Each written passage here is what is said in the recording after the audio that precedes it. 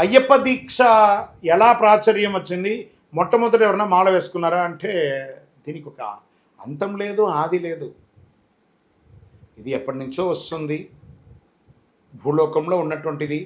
కానీ ఎక్కువ ప్రాచుర్యం అయ్యింది పునఃప్రతిష్ఠ అయిన తర్వాత 1950లో పునఃప్రతిష్ఠ స్వామివారిది అయింది. అప్పటి నుంచి ఇది కొంచెం ఎక్కువ ప్రాచుర్యంలోకి వచ్చిందని కూడా చెప్పొచ్చండి. శరణమయ్యప్ప. అయ్యప్ప స్వామి వారు కూర్చున్నటువంటి ఆ భంగిమ ఉంటుంది చూసారా, ఒక చెయ్యి ఇలా ఒక చెయ్యి ఇలా ఉంటుంది కదా, దీనికి ఏమైనా ప్రాముఖ్యత ఏమైనా ఉందో, దీనికైనా విశిష్టత ఉందా అంటే చిన్ ముద్ర. నువ్వు దేన్నైతే చూడడానికి వచ్చావో అది నీలోనే ఉంది, చూసుకో, నా పాదాలు నమస్కారం చేసుకొని చెప్పి తత్ త్వం అసి, తత్వం అసి అంటారు దాన్ని, తత్ త్వం అసి. నువ్వు దేన్నైతే చూడడానికి వచ్చావో అది నీలోనే ఉంది, చూసుకో, నా పాదాలకు శరణాగతి అవ్వు అని చెప్పి స్వామివారు చెప్తున్నారు. అదే ఆ భంగిమ యొక్క విశిష్టం. ఆ 18 ఎక్కగానే తత్వమసిని కనబడుతుంది, అదే దాని యొక్క అర్థం. శరణమయ్యప్ప. దీనిలో హంస శబరిమలైకి వెళ్ళే భక్తుల్లో 11 సంవత్సరాల లోపు 50 సంవత్సరాల తర్వాత స్త్రీలు రాకూడదన్నారు కదా, మరి అక్కడ మాళిగేపురత్తమ్మ అక్కడ ఉంది కదా అని అంటే, మాళిగేపురత్తమ్మ హంస రూపంలో అక్కడ ఉంది. ఒక రూపం, శిలా రూపంలో, విగ్రహ రూపంలో ఉండదు. బాగా గుర్తుపెట్టుకోవాలి. మాళిగేపురత్తంకి వెళ్ళి చూడండి, అలంకారమే విగ్రహ రూపంలో చేస్తారు, కానీ ఒక శిల, ఒక రాయిలాగా ఉంటుంది అక్కడ అమ్మవారు. అక్కడ ఒక స్థల వృక్షం కూడా ఉంది, అక్కడ స్వామివారు ఉంటారు. ఆడవాళ్ళు రాకూడదని లేదు, ఋతుచక్రం లేని ఆడవాళ్ళు రమ్మన్నారు. 11 వరకు వస్తున్నారు కదా, 50 తర్వాత వస్తున్నారు కదా, ఆడవాళ్ళు వస్తున్నారు కదా. ఋతుచక్రం వస్తే వచ్చే ఇబ్బందులు మీకు చెప్పడం జరిగింది. శరణమయ్యప్ప. గురుగారు, నేను దీక్ష తీసుకోవాలనుకుంటున్నాను. మా పరిసర ప్రాంతాల్లో ఉన్న అయ్యప్ప స్వామి దేవాలయం ఉంది, గురుముఖదా స్వీకరించాలా లేదా అక్కడ పూజ చేసే పూజారి దగ్గర తీసుకోవాలా? Controversial question, typical answer. బాగా గుర్తుపెట్టుకోండి. సాక్షాత్ అయ్యప్ప స్వామియే శబరిమల నుంచి దిగి వచ్చి మాల వెయ్యాలి అని కోరినా, మాల దీక్ష ఇచ్చేవాళ్ళు తాను దీక్ష తీసుకున్న తర్వాతే ఇంకొకరికి దీక్ష ఇవ్వాలి. నేను 360 రోజులు పూజ చేస్తూ ఉంటాం, మేము చాలా పవిత్రులం, మా దగ్గర మాల వేసుకోవచ్చని వితండానికి వెళ్ళకండి.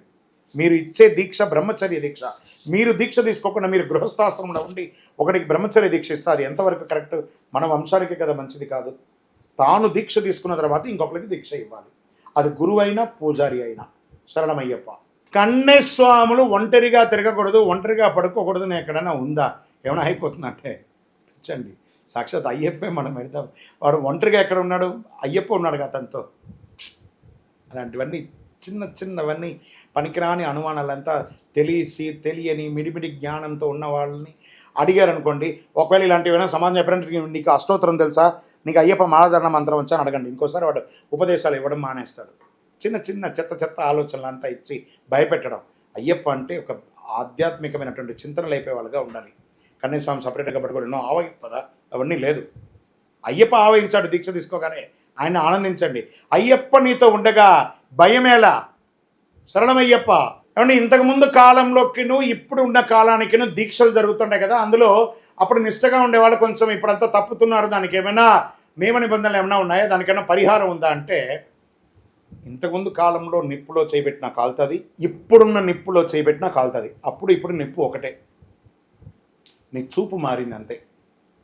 నియమ నిబంధనలు అంటే నువ్వు కమిట్మెంట్తో వచ్చి దీక్ష తీసుకున్నావు అంటే కమిట్మెంటే, నో కాంప్రమైజ్ అంతే.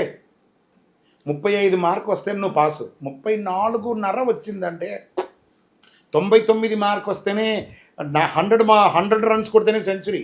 99 కొట్టానండి, 100. కాబట్టి నియమలే. సరళమయ్యప్ప.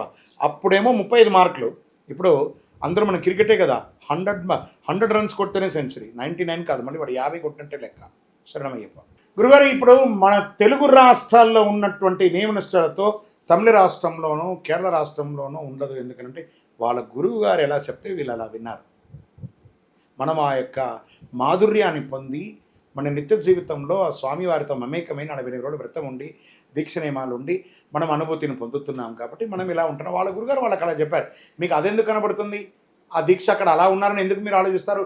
ఇంత ఘోరకి కారణంగా స్వామివారు ఎలా వచ్చారు, అప్పుడు ఎలా గుడి కట్టారు, ఇవన్నీ ఆలోచించండి, తప్పులేదు. వాళ్ళ దీక్ష ఎలా ఉంటే మనకెందుకు, మనం పర్ఫెక్ట్గా ఉంటాం. శరణమయ్యప్ప.